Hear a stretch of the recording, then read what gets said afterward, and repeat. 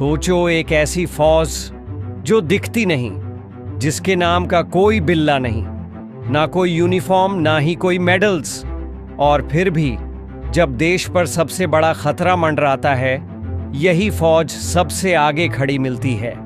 भारत की ऐसी secret army जिसके बारे में दुनिया तो छोड़ो, भारत के ज्यादातर लोग भी कुछ नहीं जानते। इस वीडियो में आप जानोगे उस फोर्स के बारे में जो ना न्यूज़ में आती है ना टीवी डिबेट में, लेकिन जब बात हो खुफिया मिशनों की, दुश्मन की सीमा में घुसकर जवाब देने की, तो ये लोग देश की शान बन जाते हैं। और सबसे हैरानी की बात, इस फोर्स को ट्रेन किया गया था CIA और RAY जैसे टॉप लेवल एजेंसियों द्वारा, ताकि ये वो काम कर सकें जो एक आम आर्मी नहीं कर सकती।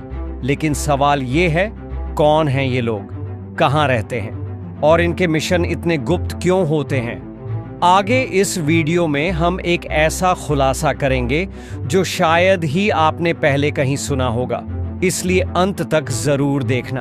और हाँ, अगर आप इस तरह की असली थ्रिल से भरी डिफेंस अपडेट मिस नहीं करना चाहते तो अभी सब्सक्राइब करिए हाईटेक डिफेंस चैनल को।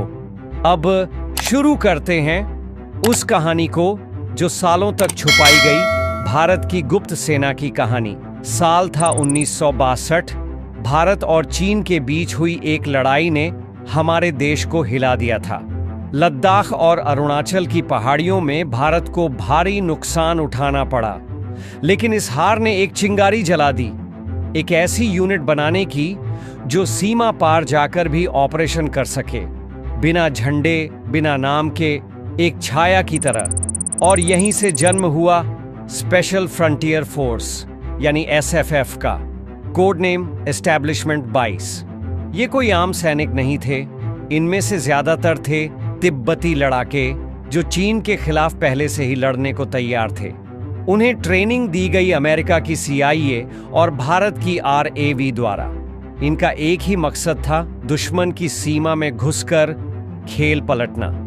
अब सोचिए, एक ऐसी सेना जो इंडिया की है, पर उसके ज्यादातर सोल्जर्स तिब्बत से हैं, जो पहाड़ों में सांस की तरह घुल जाते हैं और जिनका अस्तित्व ही किसी दस्तावेज में दर्ज नहीं। लेकिन कहानी यहीं खत्म नहीं होती।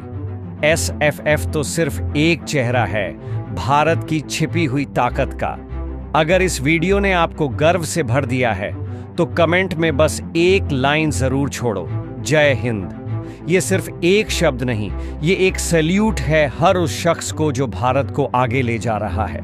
स्पेशल ग्रुप, भारत की सबसे रहस्यमयी स्पेशल यूनिट, सीधा रिपोर्ट करती है रॉ को, और माना जाता है कि ये फोर्स PMO यानी प्रधानमंत्री कार्यालय तक डायरेक्ट लिंक में होती है।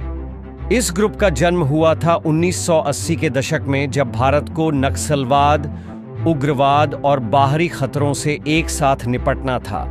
अब सुनिए, इनके मिशन इतने सीक्रेट होते हैं कि खुद आर्मी के कुछ जनरल्स को भी इनके ऑपरेशन की जानकारी नहीं होती।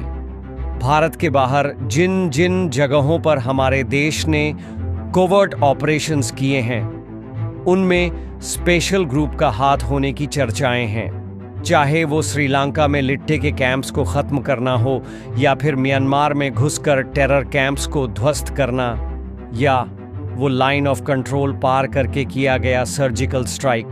अब आपको लगेगा, अगर ये सब इतनी बड़ी चीजें कर रहे हैं तो कहीं इनके गलत इस्तेमाल का खतरा भी तो नहीं? बिल्कुल है, और ऐसा हुआ भी। एक और खुफिया यूनिट TSD यानी टेक्निकल सपोर्ट डिवीजन के साथ, जिसे खुद इंडियन आर्मी ने खड़ा किया था, लेकिन कुछ सालों में ही बंद कर दिया गया। क्यों? बस अगली बार जब आप TSD कंट्रोवर्सी सर्च करोगे तो दिमाग घूम जाएगा। अब सवाल ये उठता है, इन सीक्रेट फोर्सेस में लोग आते कहां से हैं? कौन बनता है इस साए में रहने वाला योद्धा? ज्यादातर भर्ती होती है पारा SF, घातक प्लाटून्स या अन्य एलीट यूनिट से, जो पहले ही स्पेशल ट्रेनिंग ले चुके होते हैं। फिर इनका सिलेक्शन होता है बिना कोई औपचारिक ऐलान, बिना किसी पब्लिक लिस्टिंग के। ट्रेनिंग भूल जाइए आम आर्मी ट्रेनिंग को। यहाँ होती है deep reconnaissance, demolition, close combat और सबसे खतरनाक साइकोलॉजिकल वॉरफेयर की ट्रेनिंग। इनकी लोकेशन, इनकी ड्यूटी, यहाँ तक कि इनकी आइडेंटिटी भी ज़्यादातर केसों में बदल दी जाती है। ये लोग खुद को इंडियन आर्मी कहकर भी इंट्रोड्यूस नहीं करते। बस एक काम होता है, मिशन को पूरा करना, चाहे जिंदगी दांव पर क्यों ना लग जाए। और जब ये लोग शहीद हो जाते हैं तो ना कोई प्रेस रिलीज आती है, ना कोई झंडा झुकता है।